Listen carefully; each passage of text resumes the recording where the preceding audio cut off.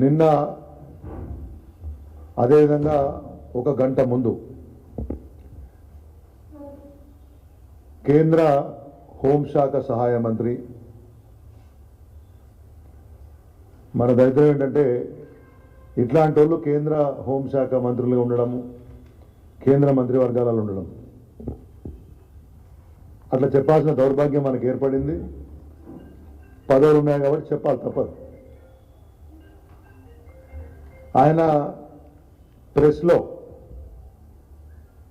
ఈ phone tapping అంశానికి సంబంధించి రేవంత్ రెడ్డి పెట్టిన ఒక చెత్త కేసుకు సంబంధించి ఆయన ఏదో పోయి అక్కడ ఓ సాక్ష్యం ఇవ్వడానికి పోయి బయటకు వచ్చిన తర్వాత మాట్లాడిన మాటలు, గంటకు ముందు కరీంనగర్లో మాట్లాడిన మాటలు చూస్తే ఒక విషయం నిర్ధారణ ఏంటంటే బండి సంజయ్ని పిచ్చాసుపత్రిలో జాయిన్ చేయాల్సిన సమయం మాత్రం ఖచ్చితంగా వచ్చిందని ప్రజలు భావిస్తూ ఉన్నారు. సమయం సందర్భం లేకుండా నోటికొచ్చినట్లు పిచ్చివాగుడు వాడడం అనేది ఈ బండి సంజయ్కి అలవాటైపోయింది. ఎంతొస్తే అంత పేపర్లలో హెడ్లైన్ కోసము, ఏదో సంచలనంగా మాట్లాడమని చెప్పుకోవడం కోసము, సోషల్ మీడియాలో లైకుల కోసం మాట్లాడే దౌర్భాగ్య స్థాయికి, నీచమైన స్థాయికి ఇటువంటి నాయకులు దిగజారడం అనేది చాలా బాధాకరం. సమాజాన్ని భ్రష్టు పట్టించే విధంగా ఇలా మాట్లాడే పద్ధతిలో ఈ నాయకులు వ్యవహరించడం అనేది చాలా అధ్వానమైన విషయం. నేను తీవ్రంగా ఖండిస్తూ ఉన్నాను. కనకపు సింహాసనమున శునకము అనే సామెత ఇటువంటి నాయకులకు సరిగ్గా అతికినట్టు జరిగిపోతుందనే విషయం నేను మీ ద్వారా చెప్పదలుచుకున్నాను. అతను ఏం మాడుతున్నా అర్థమవుతుందా? మెదడు మోకాల్లో ఉన్నట్టు మాడుతూ ఉన్నారు. నీ పోయిన సబ్జెక్ట్ ఏంది? వాళ్ళేదో సాక్ష్యం ఇవ్వమని పిలిస్తే నీవేం చెప్పావో బయట జనాలకు చెప్పు. కానీ సందర్భం దొరికితే చాలు, ఏం మాట్లాడుతున్నా తెలియకుండా కేసీఆర్ గారిని, కేటీఆర్ గారిని, బీఆర్ఎస్ పార్టీని ఇష్టారీతిన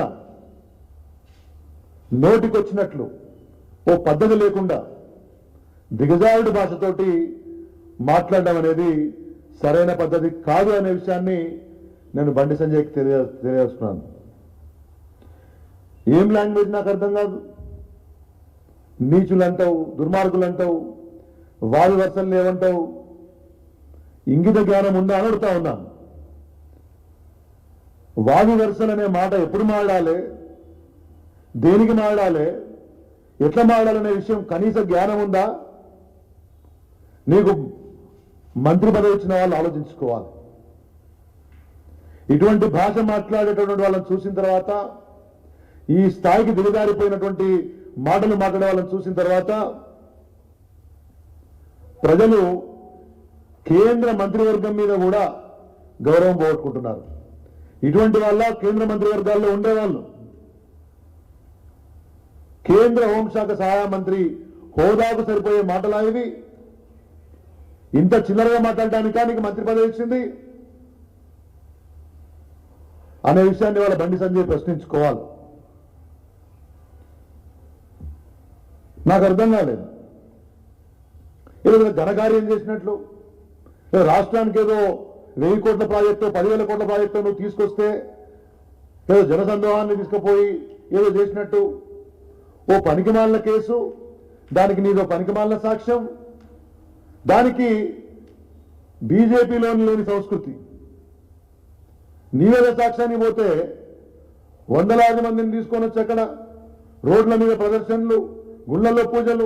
సరే, పూజలు చేసుకోండి, తప్పలేదు. కానీ సాక్ష్యం ఇవ్వడానికి పోయినప్పుడు ఏదో బల ప్రదర్శనకు పోయినట్టు ఏం ఘనకార్యం చేసినావా నాకు అర్థం కాదు.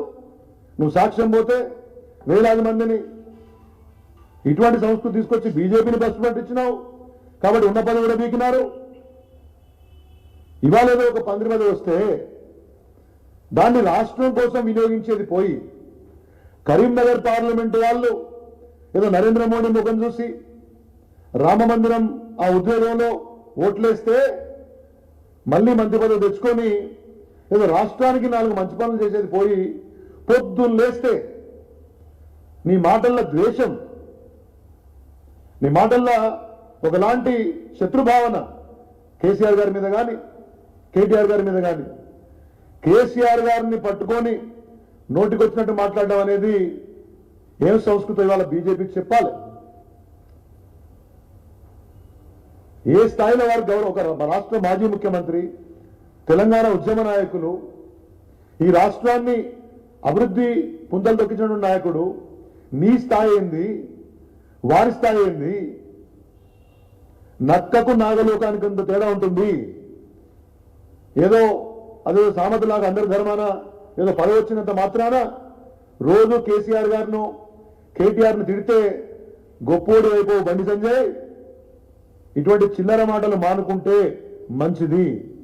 ఏ విషయాన్నైనా కానీ ప్రజా జీవితంలో ఉన్నవాళ్ళు, బాధ్యతగా పదవులు ఉన్న వాళ్ళు జాగ్రత్తగా మాట్లాడాలని ఇంగిత జ్ఞానం లేకపోతే ప్రజలు బుద్ధి చెప్తారనే విషయాన్ని గమనించాలి.